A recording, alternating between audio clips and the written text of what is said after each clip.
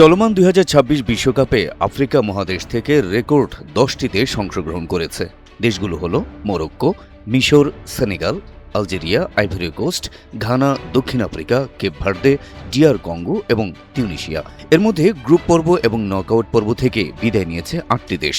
আফ্রিকার প্রতিনিধি হয়ে এখন পর্যন্ত টিকে আছে ২টি দেশ, মরক্কো এবং মিশর। তবে এই দুই দেশের মধ্যে মরক্কোকে নিয়েই বেশি আশাবাদী ফুটবল যোদ্ধারা। মরক্কোর হাতেই আফ্রিকার ঝান্ডা দেখতে পাচ্ছেন তারা।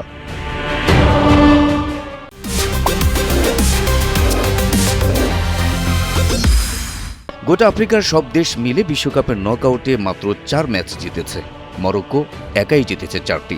কাতার বিশ্বকাপের সেমিফাইনালে খেলা দলটি এবারও আছে বেশ ছন্দে। আন্ডারডগ হয়ে নয়, প্রতিটি ম্যাচে মরক্কো মাঠে নামছে অন্যতম ফেভারিটের তকমা নিয়ে। শিরোপার দৌড়ে শক্ত অবস্থানে আছে মরক্কো। অ্যাটলাসের সিংহরা চলমান বিশ্বকাপে নিজেদের দাপট অব্যাহত রেখেছে। শেষ ১৬তে কানাডাকে ৩-০ গোলে হারিয়ে কোয়ার্টার ফাইনালে জায়গা করে নিয়েছে দলটি। এই জয়ের মাধ্যমে সব প্রতিযোগিতা মিলিয়ে টানা ৩৪ ম্যাচ অপরাজিত থাকার অনন্য রেকর্ড গড়েছে উত্তর আফ্রিকার প্রতিনিধিরা।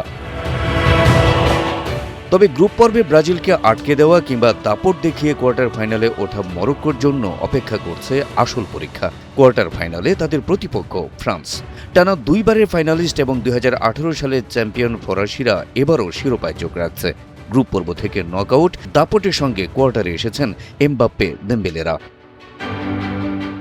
কোয়ার্টার ফাইনাল এমন এক মঞ্চ যেখানে কেবল মাঠের খেলাটাই গুরুত্ব রাখে। ৯০ মিনিট বদলে দিতে পারে ইতিহাস।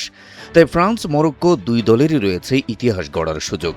তবে আফ্রিকার ঝান্ডাবাহক হিসেবে মরক্কো এই সুযোগ কতটা কাজে লাগাতে পারবে সেটি দেখা যাবে ৯ জুলাই বৃহস্পতিবার রাত ২টায়। হাবিব রাসেল, এনটিভি অনলাইন।